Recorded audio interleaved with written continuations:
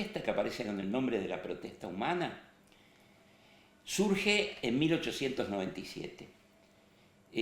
Hubo otras expresiones del periodismo anarquista en la década de 1890, pero en la protesta convergen diversos grupos.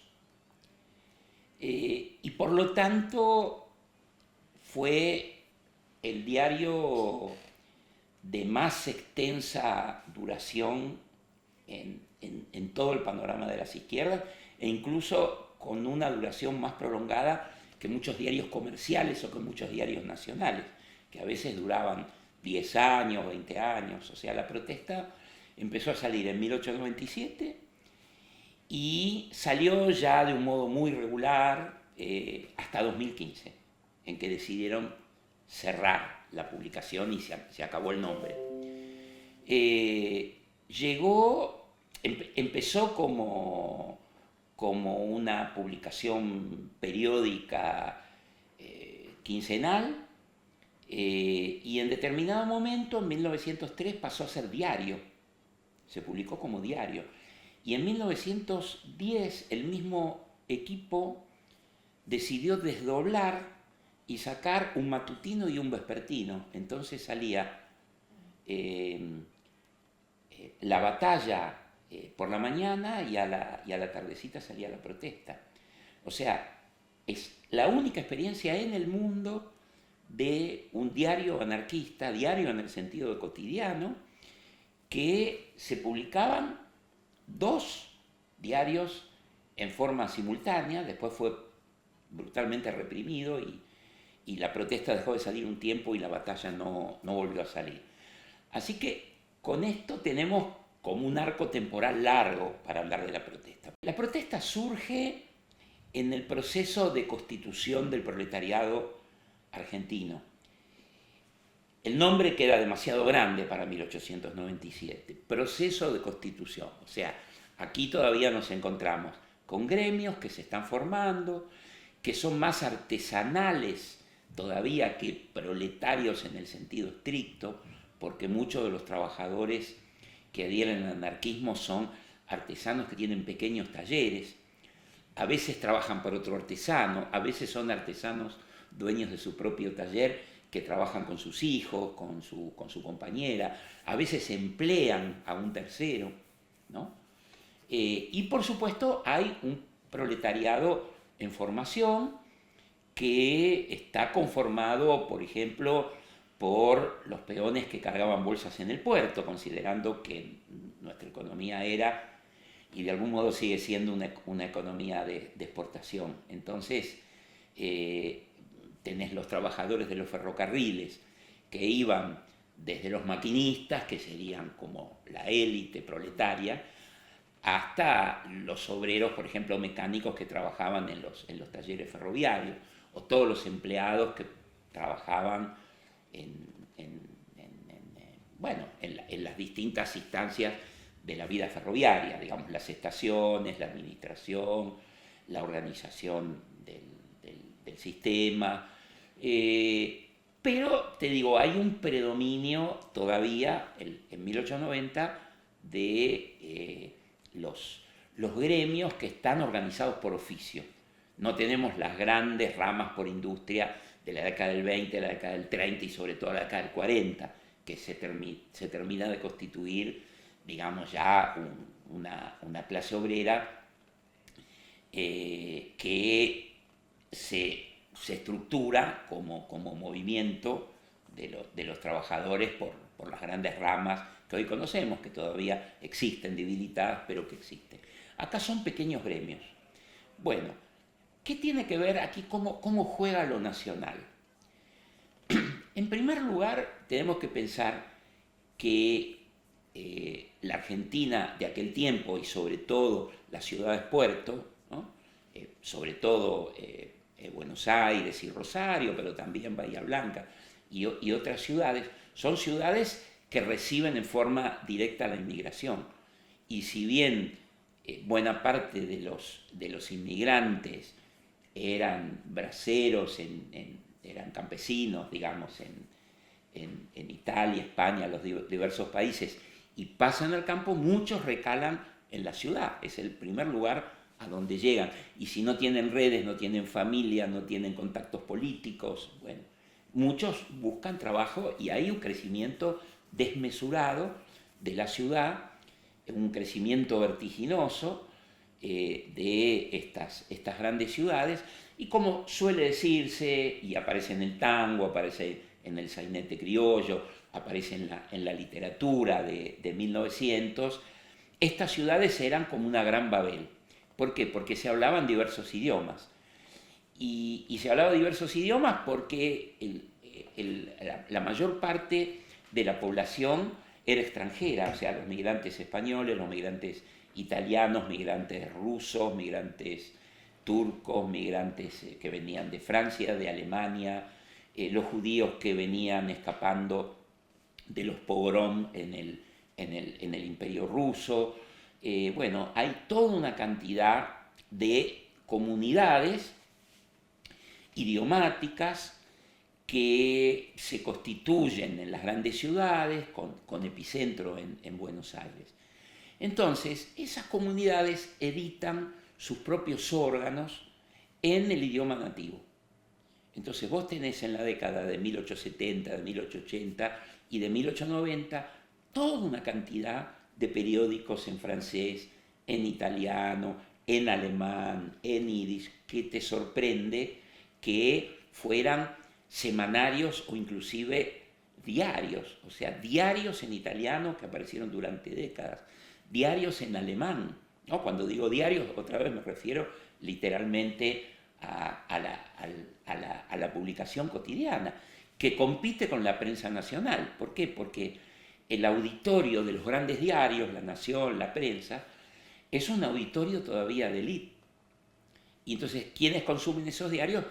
Obviamente esas comunidades nacionales, esas comunidades de inmigrantes, que no solo tienen sus diarios, sino que también tienen sus centros, ¿no? Todavía aquí en el centro de Buenos Aires tenemos esos clubes españoles, esos clubes italianos, Unión de Benevolencia, bueno, todos estos clubes que todavía funcionan, tienen su restaurante con comida típica, tienen su biblioteca, eran lugares de reunión. Hoy nosotros los visitamos, vamos a cenar, a veces ni sabemos que fueron centros de actividad social y cultural muy intensa. ¿Y qué hacen? Se reúnen a hablar en su idioma con sus compatriotas y cantan sus canciones y bailan su música, ¿no? Bueno, en general estos centros editan su órgano, ¿sí? Yendo concretamente al anarquismo.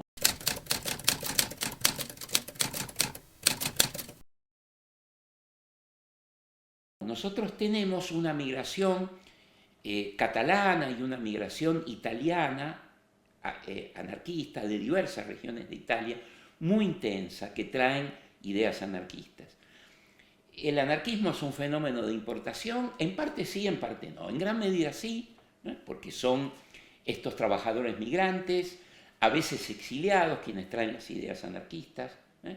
Vienen en los barcos con sus folletos, con los periódicos en italiano, en catalán, en español, en francés, y crean acá sus asociaciones específicas, y son los que editan estos periódicos, como te digo, en italiano, en francés, en alemán. Los alemanes eran sobre todo socialistas, es una migración socialista en competencia con el anarquismo, pero hay varios periódicos italianos anarquistas que preceden a la protesta. Aún cuando la protesta sale, todavía se siguen publicando en medios en italiano. Pero, como te digo, la protesta en 1897 reúne a los diversos grupos. Incluso el editor de uno de los periódicos dice, bueno,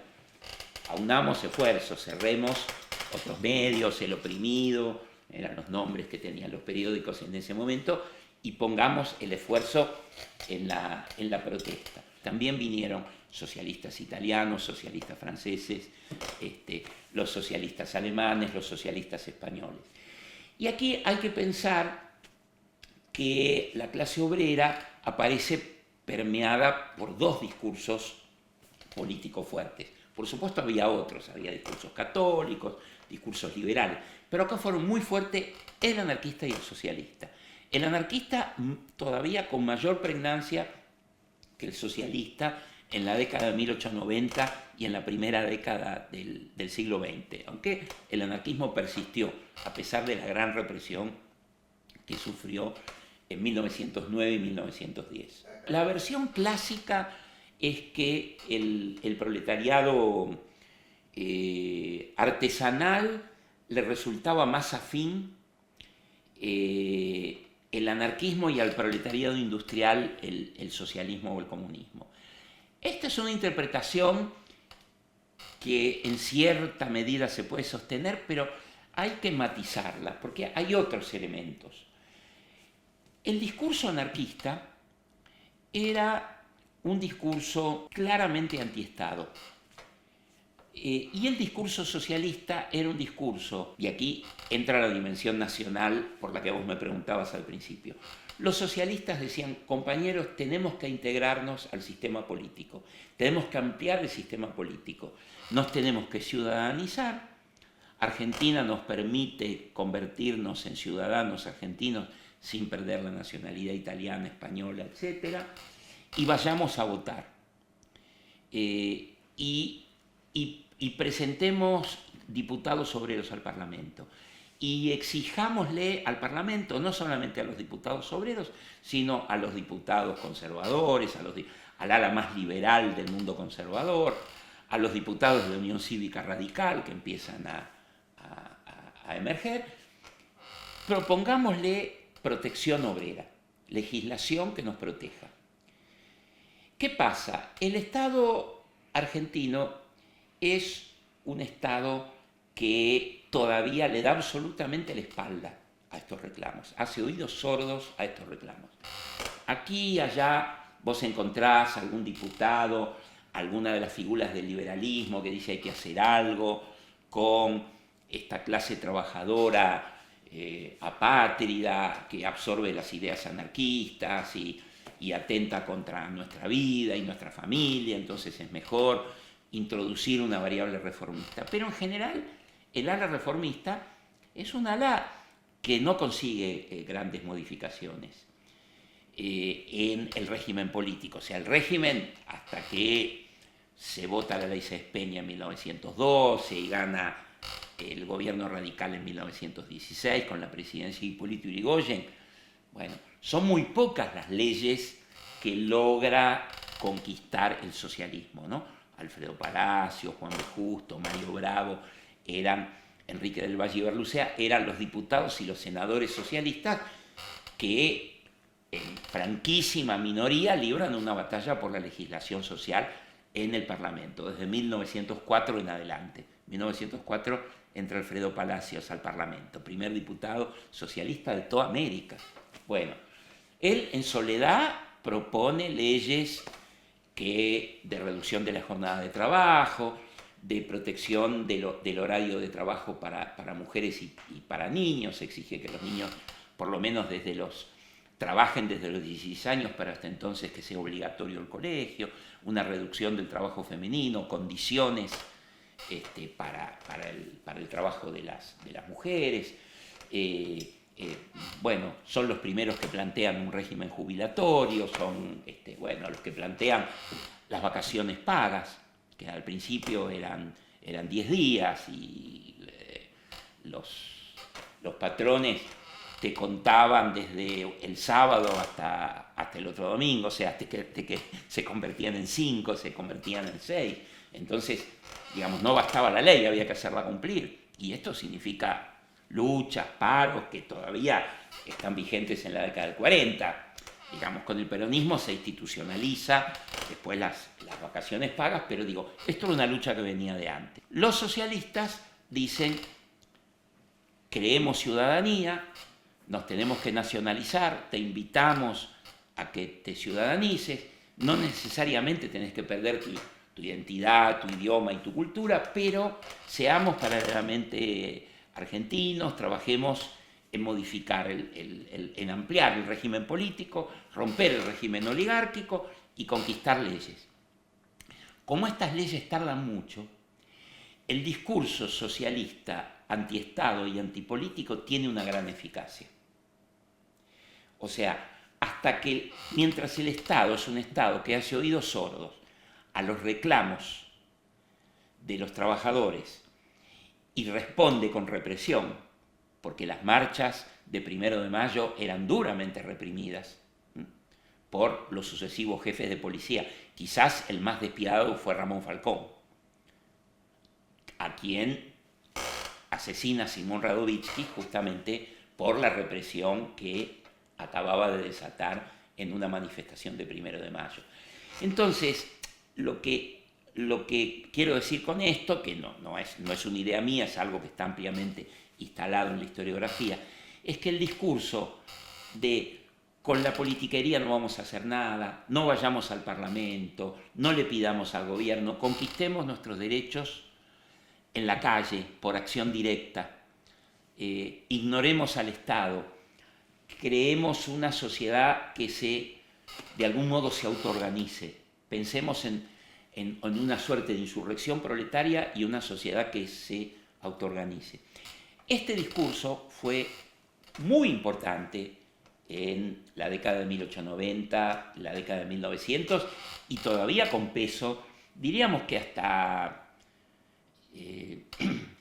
hasta la derrota de los republicanos en la Guerra Civil Española, y por lo tanto la derrota de la Revolución en 1939, hay un movimiento anarquista vivo, activo, presente.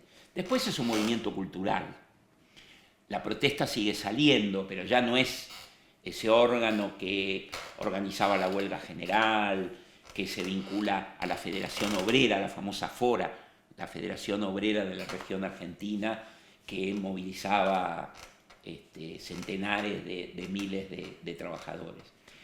Entonces, acá tenés que si Buenos Aires era una Babel, la propia protesta humana, que en 1903 pasa a llamarse la protesta a secas, también es una Babel.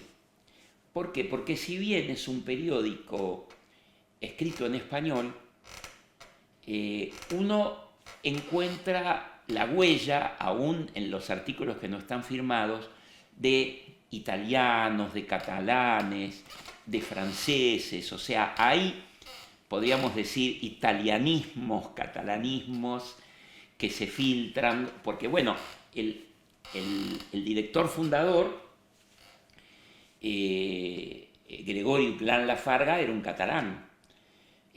Buena parte del equipo de redacción está formado por italianos. Es más, en la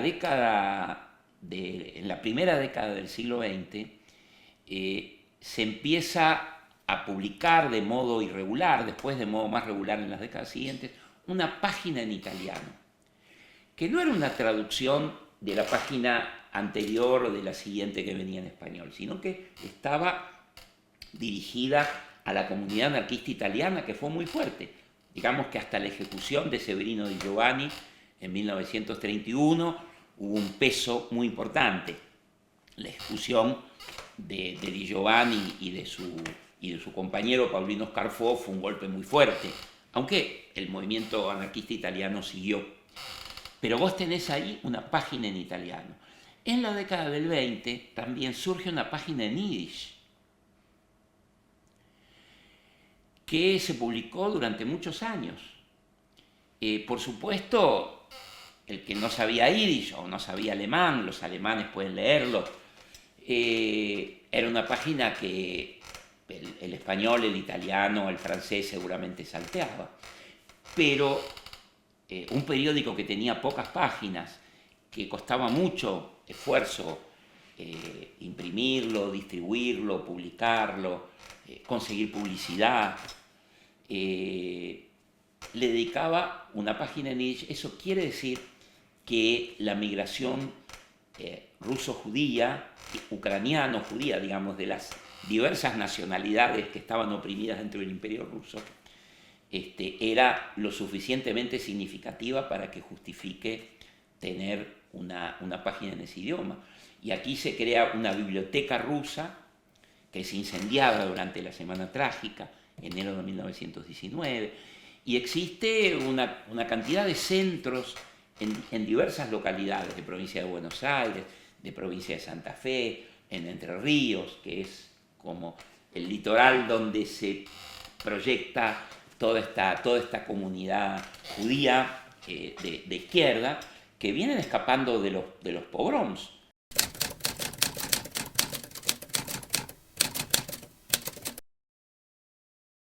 Te dirían que tenía la estructura de un diario de esa época. O sea, la primera página, salvo que hubiera una gran noticia, el 1 de Mayo, una huelga, una gran represión, la primera noticia reproducía cables internacionales. Porque le están hablando a un obrero cosmopolita. Y ese obrero, bueno, quería saber qué pasaba en su país, pero a su vez el Tano tenía un vecino gallego y enfrente vivía un francés, o sea, se estaba al tanto de lo que pasaba en Europa, sobre todo, en menor medida en otros países de América Latina. La protesta fue un medio articulador para el conjunto de América Latina, porque los anarquistas fueron exiliados y migrantes. Migrantes porque van a buscar trabajo allí donde hay, entonces llegan a Montevideo, de Montevideo no encuentran trabajo, vienen a Buenos Aires, de Buenos Aires no encuentran y se van a Rosario, no encuentran a Rosario y pueden subir al sur de Brasil. O sea, todos están buscando trabajo, van al campo a hacer de peones golondrina, ¿no? Como se lo llamaba, porque eran trabajos temporarios, y después vuelven a la ciudad, no encuentran trabajo en la ciudad, se vuelven a Europa. En Europa hay penuria y vuelven a venir. Vienen primero ellos, después viene la familia cuando el trabajador logra sentarse, ¿no? Entonces, aquí hay un medio que te provee de información de lo que pasa en Europa, filtrada desde la óptica anarquista. Entonces, por supuesto, informan sobre el carácter retrógrado de las monarquías, la persecución a los compañeros anarquistas, si estallan rebeliones o revoluciones, se informa. Pero también hay mucha información sobre la política nacional. La protesta no es que informe, por ejemplo, la Vanguardia, el diario socialista, que está en competencia con la protesta, es muy importante que yo creo leerlos en paralelo. La Vanguardia, digo, informa más sobre la vida parlamentaria. A los anarquistas la vida parlamentaria no les interesa, pero informan sobre el gobierno como para demostrar a sus lectores qué ignominioso que es el gobierno conservador, o qué inútil, o cuán represivo es el gobierno radical que sigue sin reconocer los derechos de los trabajadores y sigue reprimiendo las huelgas. O sea, un poco ese es el tenor de análisis de la política nacional. Informa de un modo fuertemente crítico respecto de la política. Después tiene una sección sobre el movimiento obrero. La protesta hay que integrarlo dentro, digamos, si bien no es un órgano gremial, es un órgano de comunicación política, aunque es antipolítico, lo englobamos en un sentido amplio como un periódico político, intenta constituirse como diario, o sea, tiene avisos publicitarios, tiene avisos de gente que pide trabajo, tiene avisos de los buques que están llegando, porque todos están pendientes de los buques, ¿no? En algunos casos informa de funciones de cine o de teatro, en general cuando es cine y teatro contracultural, cuando son funciones teatrales, por ejemplo, que los anarquistas llamaban cuadros filodramáticos, que eran piezas en gran medida leccionadoras, ¿no?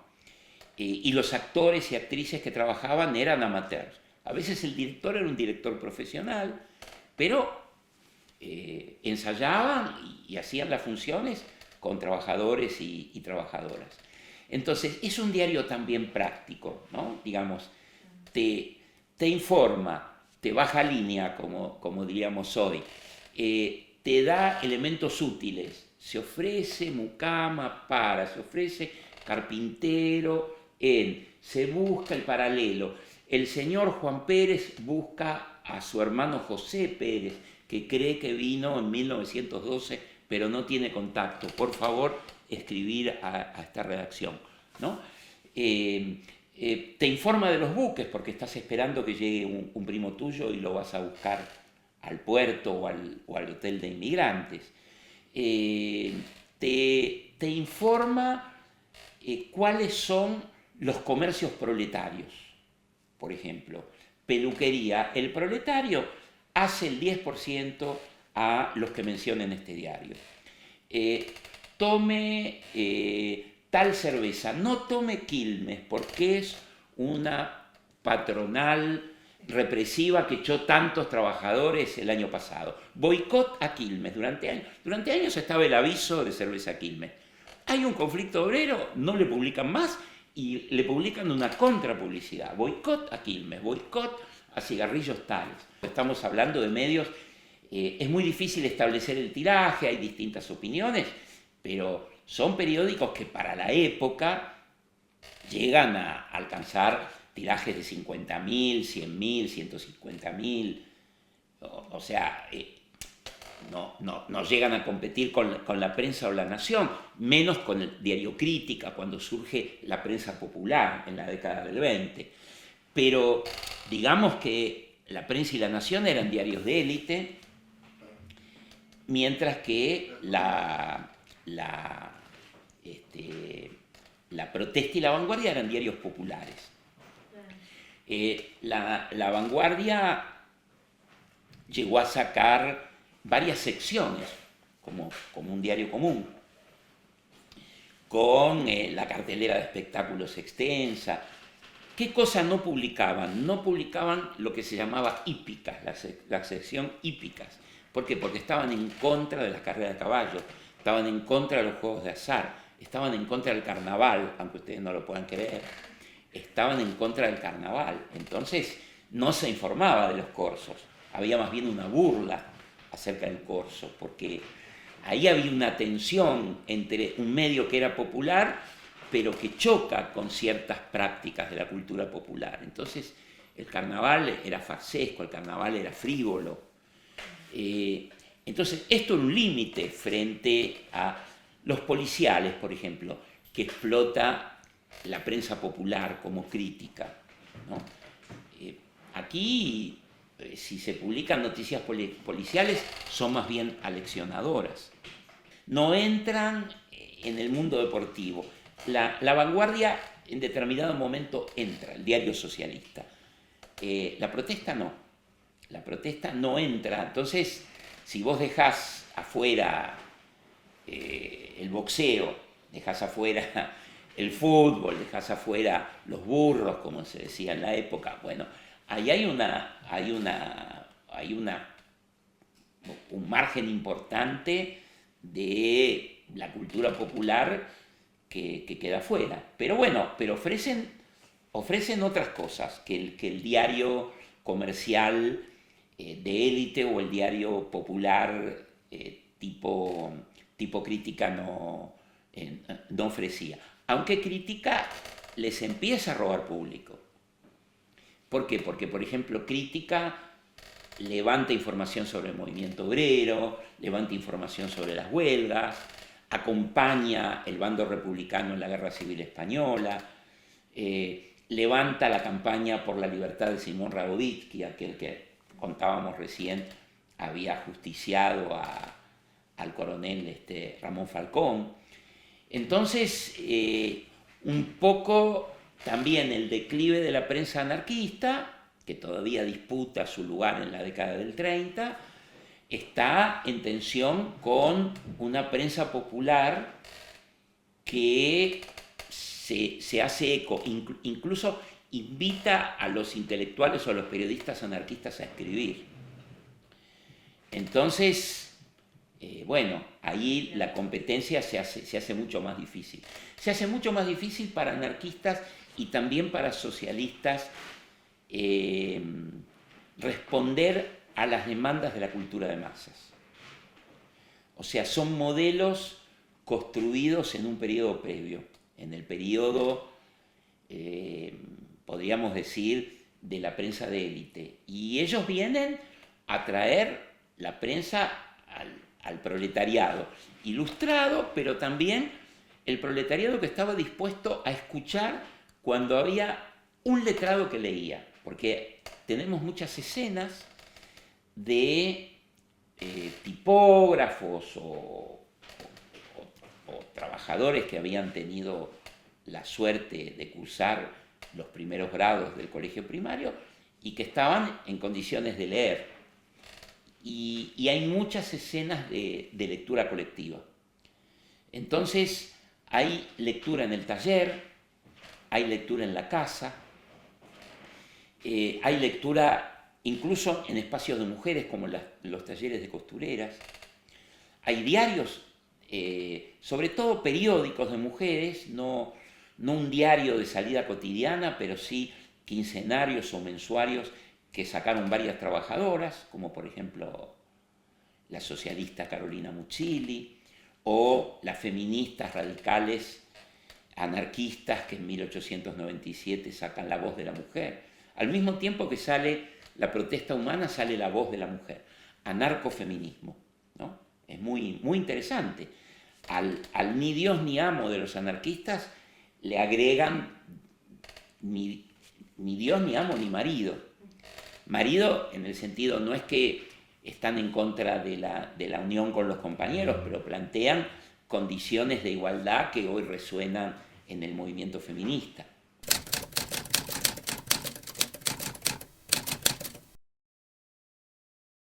Mira, la ley de residencia, que fue una ley sancionada a fines de 1902 después de una huelga general, se sancionó en tiempo récord, fue votada por diputados y senadores cada cámara con una diferencia de horas, y esta ley habilitaba al Poder Ejecutivo a expulsar del territorio nacional a todo extranjero que se considerase peligroso para el orden y la armonía social. Esto era una violación a la Constitución argentina, porque pasaba por encima del juicio y era la discrecionalidad del Poder Ejecutivo la que decidía quién podía permanecer en el país y a quién se podía echar. ¿Y cómo sabía el Poder Ejecutivo quiénes eran los anarquistas que la élite quería expulsar? Lo sabía la policía. Entonces es la policía la que le envía al Poder Ejecutivo el listado de los anarquistas a expulsar, y el Poder Ejecutivo repite textualmente lo que el jefe de policía le dice, emite un decreto, le avisa a la policía lo va a buscar, a veces lo va a buscar antes, porque esto le da un poder extraordinario a la policía política. La policía decide quién se queda o quién no se queda. Bueno, entonces hay sucesivas oleadas, como verdaderas levas, que ante cada acontecimiento huelguístico se detienen y se deportan decenas o centenares de militantes, sobre todo anarquistas. Entran en la volteada algunos socialistas, y en la década del 30 se empiezan a deportar algunos comunistas. Entonces, el tema de la ley de residencia fue tapa durante años, tanto de la protesta como del conjunto de las publicaciones, te diría, anarquistas, socialistas y populares. También el diario Crítica en la década del 20, en la década del 30 está en contra de la ley de residencia. La Nación, la prensa, o sea, La prensa conservadora en general lo tiende a justificar, entiende que hay excesos, hay constitucionalistas que ponen reparos. Digamos de paso que el radicalismo, cuando llega al gobierno, no aplica la ley de residencia, porque el radicalismo estuvo en contra de la ley de residencia, pero no la deroga. O sea que el radicalismo reprime manifestaciones obreras como las huelgas de la Patagonia de 1920-1921, y antes, durante la Semana Trágica, pero hace más bien deportaciones internas, o sea, manda a los presos a la cárcel de Ushuaia.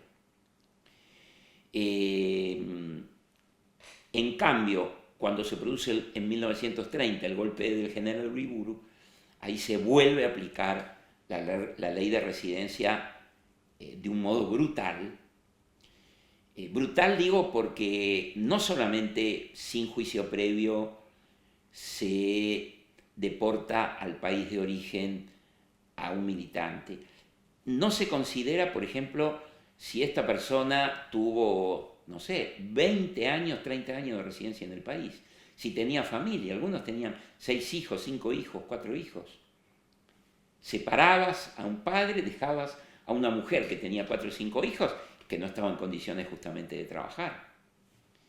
Digo, con tantos chicos a su cargo. Te agrego más, deportaban a países de origen a judíos que habían escapado del Imperio Ruso, a socialistas o comunistas que habían escapado de la Italia fascista y se le entregan al fascismo. Por supuesto, estos militantes llegan y son detenidos en sus países de nacimiento. Entonces, aquí tenemos otro elemento que tiene que ver con los migrantes y con los exiliados, ¿no? De más está decir que los gobiernos de toda América Latina mantienen toda una red diplomática y una red de relaciones policiales informándose mutuamente de los movimientos de los militantes. Y las policías y los ministerios del exterior de Italia, de España, informan al gobierno argentino, al gobierno brasileño, al gobierno uruguayo, ¿no? Uruguay, salvo el momento de la dictadura de Terra, es un poco la Suiza latinoamericana. O sea que estos deportados, cuando el barco hace escala en Montevideo, intentan recalar en Montevideo. A veces el capitán no los deja, entonces se arrojan del barco. A veces sus compañeros anarquistas los están esperando en un bote cercano. Hay un caso de uno que se rompe una pierna al arrojarse porque cae sobre un bote. Eran alturas muy grandes, pero preferían quedarse rengo de por vida, como este caso, que perder su libertad. En determinado momento, el presidente Valle decreta expresamente que el capitán del barco no tiene autoridad para dejar detenido a quien fuere adentro del barco estando en territorio uruguayo. O sea que el presidente exige que el capitán lo deje bajar. Entonces vos ahí tenés un fenómeno de exilio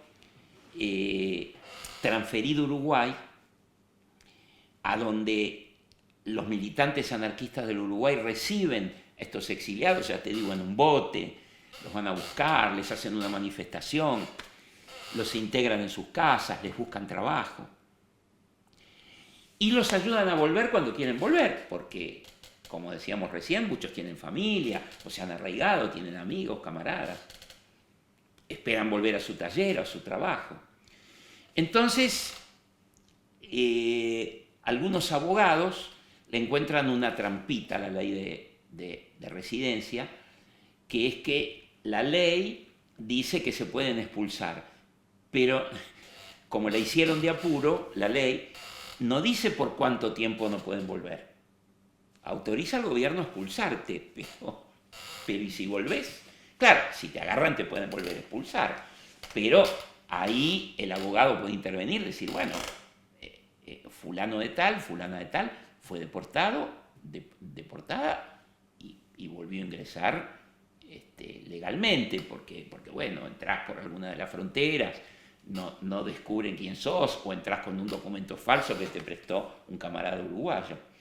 Entonces eso ya con la ley de defensa social de 1910, que se sanciona después de un conato de huelga que hubo para mayo de 1910 para mostrarle a los ilustres visitantes, la infanta Isabel y los ilustres visitantes que llegaban a la Argentina del Centenario, que este no era solamente el país de las vacas y las mieses y la libertad y la Constitución de 1853, sino que era un país oligárquico que no reconocía los derechos de sus trabajadores. Y el régimen oligárquico reacciona con muchísima dureza y ya ahí tenemos la emergencia de las primeras bandas parapoliciales, formadas por niños bien, no eran los lumpenes de las 3A de 1974 y 1975, sino que eran niños bien, que andaban en automóviles. El automóvil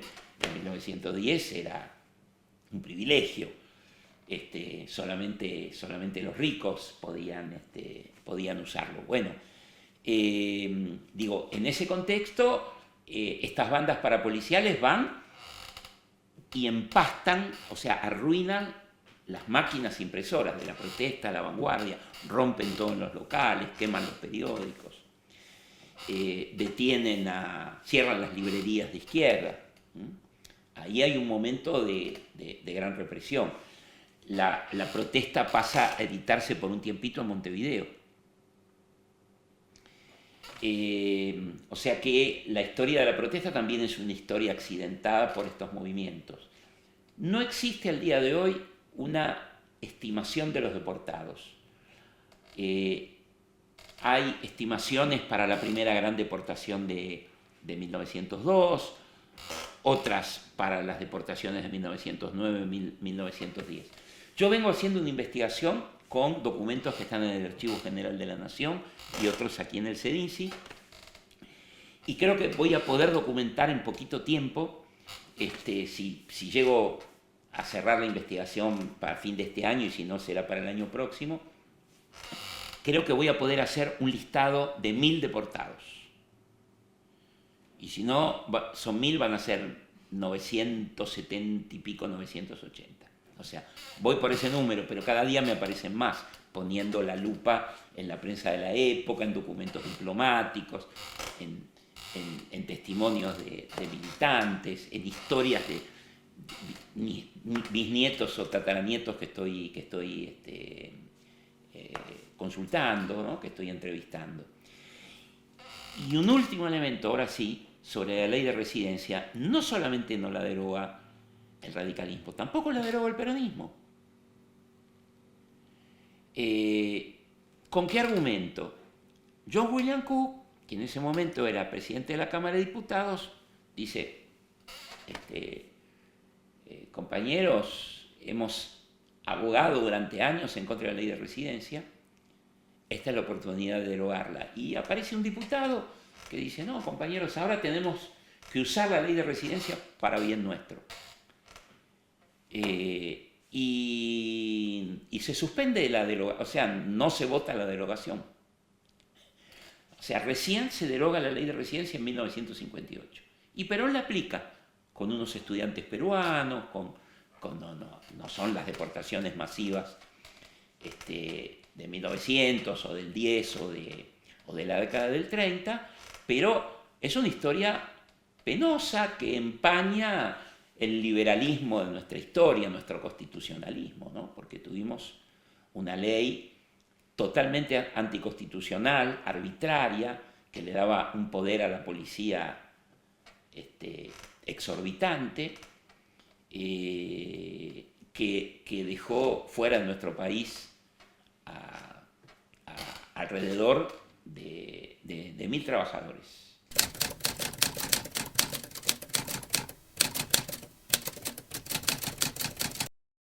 Así es, así es.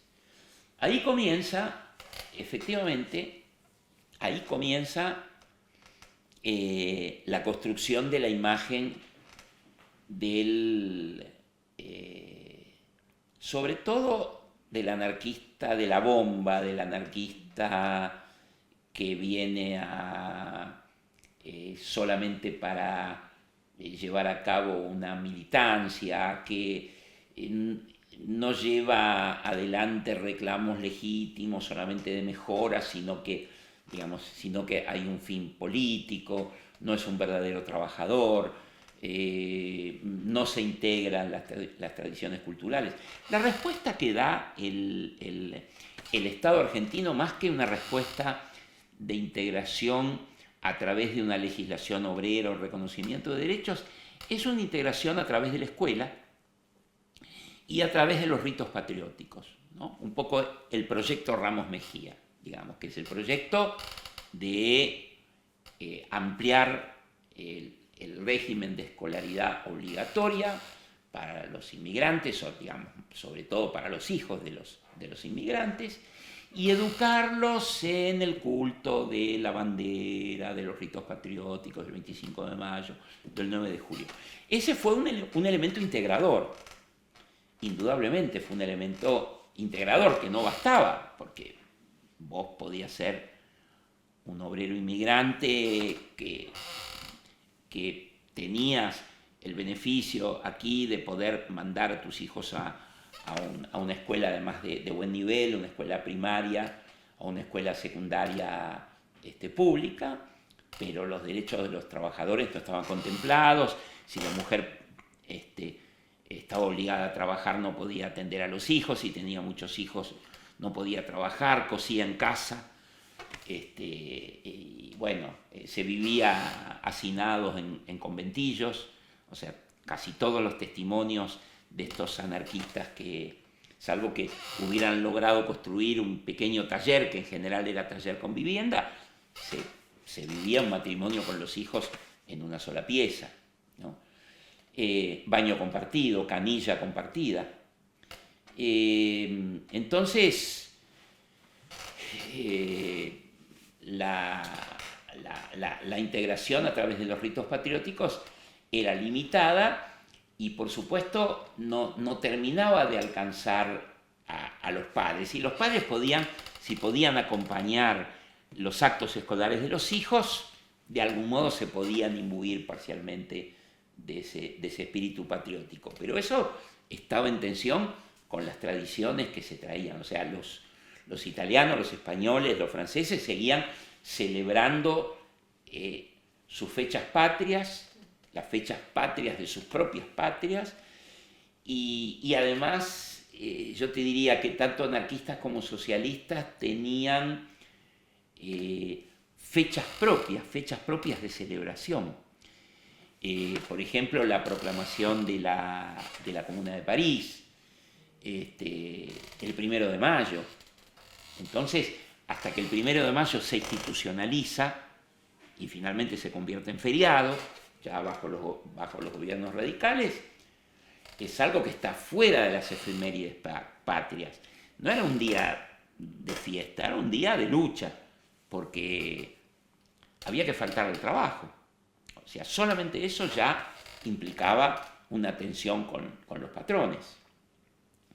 Y si faltabas al trabajo no te pagaban el día, y el reclamo era que se pagara, o que no te echen, por lo menos, ¿no?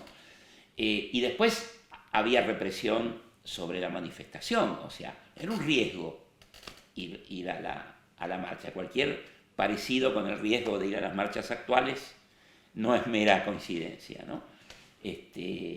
¿No? Porque todavía hay idealizaciones de volver a un régimen oligárquico conservador sin democracia. Aunque parezca mentira, todavía existen esas aspiraciones. Entonces, efectivamente, está la construcción que aparece en cierta literatura popular, en cierta literatura nacionalista antisemita. Digamos, en el nacionalismo cultural y en el nacionalismo que emerge en la década del 20 y con fuerza en el 30, con el golpe de Uriburu, el inmigrante pasa a ser del trabajador que viene a hacerse la América, pasa a ser la figura que atenta contra las tradiciones hispánicas y criollas de nuestra patria. O sea que ahí hay y el prototipo ahí es la figura del inmigrante judío, que es presentado como por esencia cosmopolita, como no arraigado, ¿no? O sea, digamos que la figura del inmigrante ruso-judío, ucraniano-judío, de la década del 10, del 20, del 30, como la figura de la apátrida, digamos, es el equivalente del migrante contemporáneo. O sea, las sociedades reaccionarias buscan encontrar un culpable de X crisis, ¿no? Y hoy ese culpable se busca en las poblaciones migrantes. Hoy tenemos libertad para la circulación del capital, bien habido o mal habido, el que tiene capital es un héroe y cada vez se liberaliza más su posibilidad de que el capital circule. Las mercancías están circulando cada vez más, el problema es la circulación de las personas. Para esas personas no hay libertad. Y las personas que quieren circular pasan a ser sospechosas, ¿no? Entonces, algo de esto también nos encontramos en esta época. La reacción nacionalista,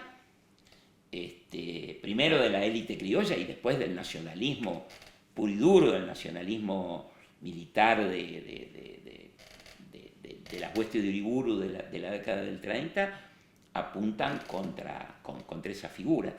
Y por eso, y volviendo a la protesta, 2x3 atacan la reacción de la protesta. La protesta cambia innumerables veces de sede, tiene que tener una guardia armada que muchas veces queda desbordada por la irrupción de las bandas parapoliciales o de la policía, porque la autodefensa armada eran un par de revólveres que había ahí y un par de tipógrafos o periodistas que se defendían como podían, ¿no? Entonces, efectivamente, la figura del migrante, que no es un puro trabajador, que se arraiga aquí, que tiene aquí sus hijos y que adopta la lengua y la cultura y las efemérides y los ritos patrios, bueno, pasa a ser un sospechoso, cuando en realidad todas estas culturas, las culturas de nuestros países son culturas de fusión, no existen más esencias nacionales puras, incluso las que llegan son, digamos, ya están fusionadas, ¿no? Claro, llegan cantidades de italianos de diversas regiones o de españoles de diversas regiones, ¿no? que hablan dialectos y traen culturas y bailes y comidas muy distintas y bueno, y se entran a fusionar. Y bueno, la riqueza de nuestros países tiene que ver con estas fusiones, ¿no? Hay una riqueza en la diversidad de culturas, en la diversidad de idiomas, en la diversidad, no sé, de elecciones sexuales. A todos nos hace más ricos vivir en una sociedad donde escuchamos opciones distintas de las que quizás nos tocaron o elegimos, o un poco una mezcla de ambas, y bueno, eso hay quien piensa que como yo que eso nos enriquece y que tenemos que vivir en esa diversidad, pienso yo y como felizmente pensamos muchos y muchas, y quienes creen que hay que homogeneizar, ¿no? como los viejos nacionalistas, o quienes creen que el patrón es que debe regir es el orden del capital, ¿no? Que tiene derecho a existir y tiene legitimidad aquello que rinde beneficio para el capital, ¿no? Es como una reducción de la vida social y de la vida cultural a un punto imposible, sin desconocer el peso que tiene la producción y la reproducción material.